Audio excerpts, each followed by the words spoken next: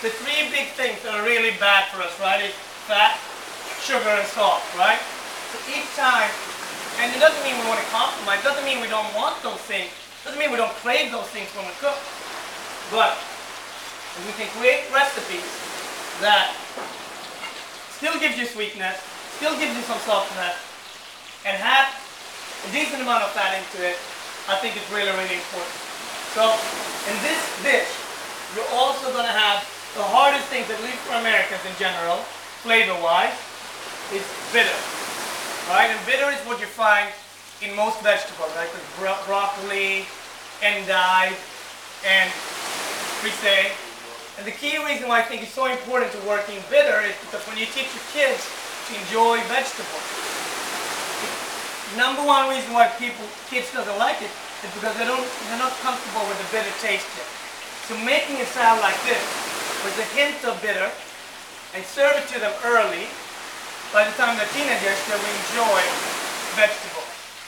In America, the stats are pretty bad when it comes to vegetables. And that might be different here, and that might be different from other places. But it's a good sort of mirror to look at.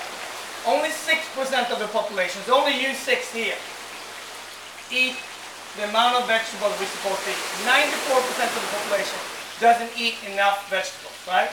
So I think, again, my role as a chef is to provide recipes that are fun, that are tasty, that addresses the fat, the salt, the sugar, but also the health of the vegetables. So by doing that, we're going to have lots of bitter here. And we can do that because we actually have lots of sweetness in the watermelon.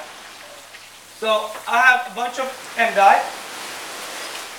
And I don't think when you eat endive, that is as bitter probably as anything, right? Broccoli rabe. What other natural flavors can we pick up, right? Everybody's familiar, of course, salty we can pick up, right? Heat, sweet, sour, right? Bitter. And then the sixth one is really the trickiest one that is in all of us, right? We all have had it, but we're not familiar. We didn't really grow up with it, most of us. It's umami, right? This flavor that when you have a miso soup, really, you can find umami in many things. Parmesan cheese, and even ketchup is somewhere between almost sweet and salty. So here, I'm just taking the endive. You can add them in here. I'm using capers again. And then some goat cheese. And the goat cheese could be here, it's up to you. It could be, of course, yogurt, ricotta.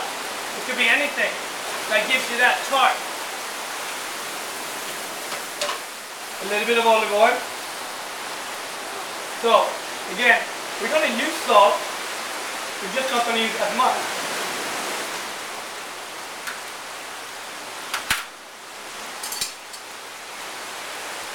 I'm using soy instead of salt here.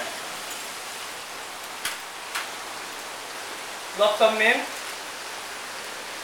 parsley, and some vinegar.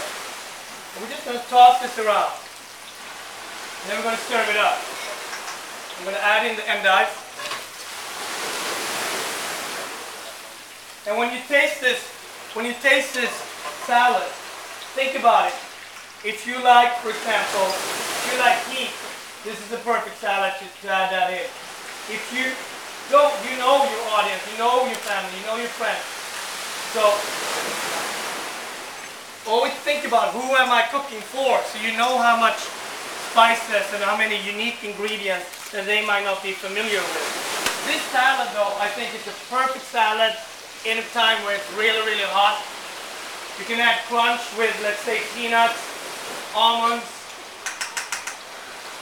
any nut that you could be pumpkin seeds, right? Just to add that crunch. But a salad like this simple and it's very affordable, right? A salad like this is absolutely perfect to serve on a day like this. We're going to hopefully everyone who didn't have the fish sandwich can now get a chance to try this salad. And then for you guys who didn't get any of that, I have another dish after that. So,